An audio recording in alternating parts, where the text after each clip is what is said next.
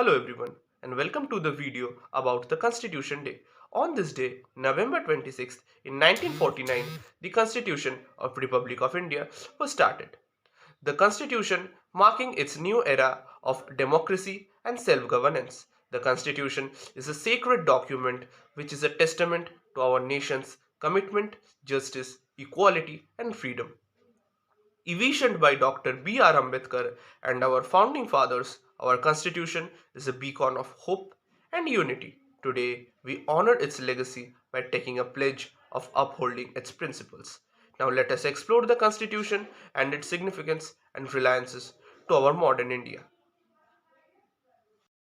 But before starting the video, let's talk about the father of our Constitution, Dr. B.R. Ambedkar, who is also popularly known as Baba Sahib. Dr. B.R. Ambedkar was born on April 14, 1891 in Mahom, Central India Agency, British India, to Ramji Maloji Sakpal and Bhimabai Sakpal.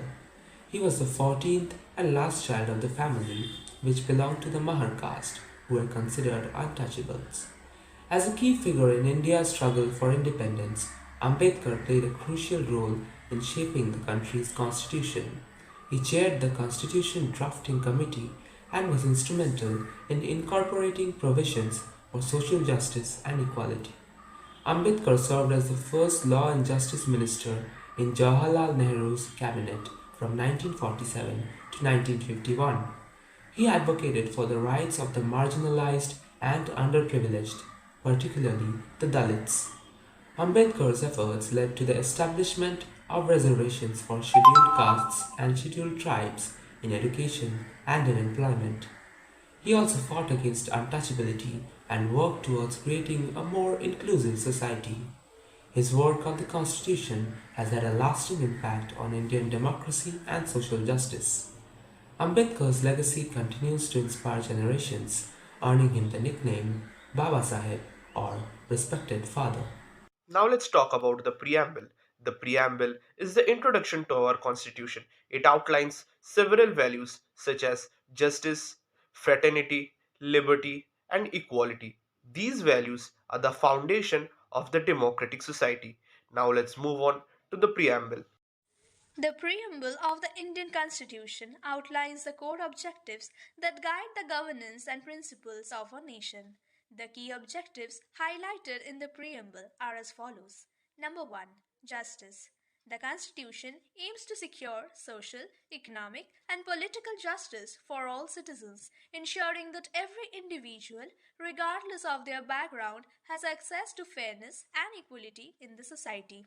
Number 2. Liberty. It guarantees freedom of thought, expression, belief, faith, and worship, allowing individuals to express themselves freely and follow their personal beliefs without the fear of persecution. The preamble ensures equality of status and opportunity for all citizens, aiming to eliminate discrimination based on caste, religion, gender, or economic background and promote equal access to opportunities for all. Number 4. Fraternity. It promotes a spirit of brotherhood among all Indians, assuring the dignity of the individual and fostering the unity and integrity of the nation. Now let's move on to fundamental rights. The fundamental rights are essential for every citizen of India, like you and me. These are the rights which ensure equality, freedom of speech, freedom of expression, and protection against exploitation. Now let's move on to some of the fundamental rights which are provided by our Constitution. Here are a few fundamental rights which are to be followed. Number 1. Right to equality from Article 14.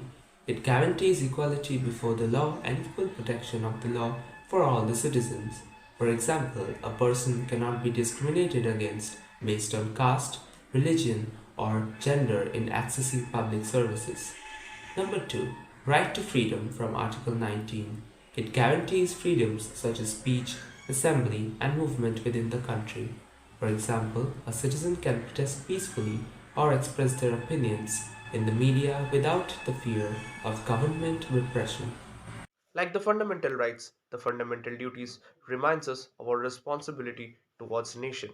We must respect the fundamental duties by preserving the sovereignty and promoting harmony. Now let's move on to some of the fundamental duties. The Part 4 of the Constitution lists several directive principles from Article 36 to 51. For the sake of convenience, they have been classified under four main categories. The first one, Socialistic Directive Principles. This category includes those directive principles which aim at securing a welfare socialistic state in India. Most of the socialistic principles are contained in the Articles 38, 39, 41, 42, and 43. Number 1.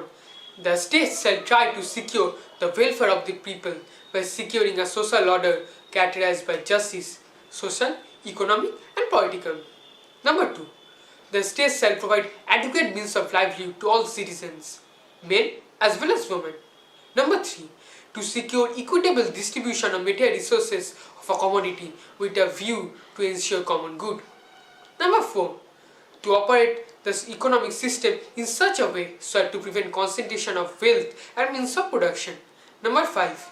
To provide equal pay for work for both men and women. The next category is Gandhian Directive Principles. Number 1.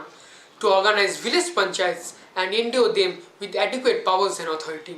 Number 2. To promote cottage industry on an individual or cooperative basis in rural areas. Number 3. To promote the education and economic interests of the weaker sections of the people and in particular of the scheduled caste and scheduled tribes and to protect them from social injustice and all forms of exploitation. Number 4. To bring about prohibition of the consumption of intoxicating drinks and drugs as injurious to health. The third category is liberal directive principles. Number 1. To secure a uniform civil code for Indians. Number 2. To provide for free and compulsory education to all children up to the age of 14 within 10 years. Number 3.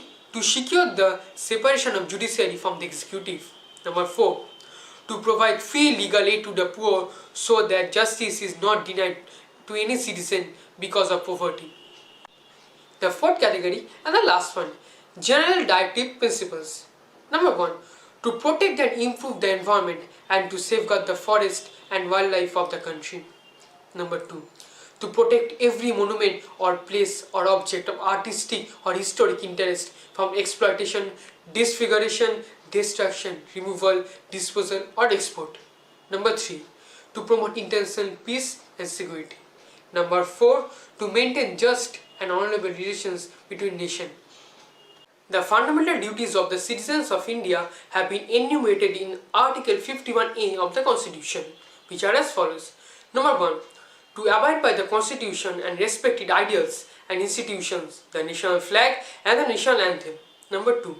Should cherish and follow the noble ideas which inspired our nation's struggle to freedom. Number 3. To uphold and protect sovereignty, unity and integrity of India. 4. To defend and render national service when called upon to do so. Number 5. To promote harmony and the spirit of common brotherhood amongst all people of India, transcending religious, linguistic, national and sectional diversities. To renounce practices derogatory to the dignity of woman. Number 6.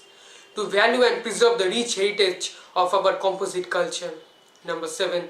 To protect and improve national environment including forest, lakes, rivers and wildlife, and to have compassion for living creatures. Number 8. To develop scientific temper, humanism and the spirit of inquiry and reform. Number 9. To safeguard public property and to abjure violence. Number 10.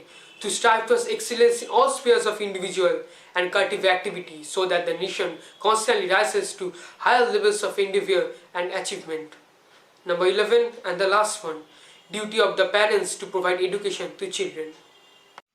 Now let's move on to the final topic of the day, the constitutional values. The constitutional values are the essential values provided by our constitution, such as secularism, democracy, and social justice. These values provide equality, sovereignty, and fairness. Now let's move on to some of the constitutional values. Here are a few explanations on constitutional values. Number 1. Secularism. Secularism means that the state does not favor any particular religion and treats all religions equally. The government remains neutral in religious matters, allowing people practice their faith freely. Example, religious festivals. People celebrate different religious festivals like Diwali, Eid, and Christmas without interference from the government, showing respect for all religions equally. Number two, democracy. Democracy means that the people hold the power in the government. Citizens elect their leaders through free and fair election and can participate in decision making. Example, general elections. Every Indian citizen above the age of 18 has the right to vote in the general elections, where they choose their representatives for the parliament. Thank you. Now here we are at the end of the video.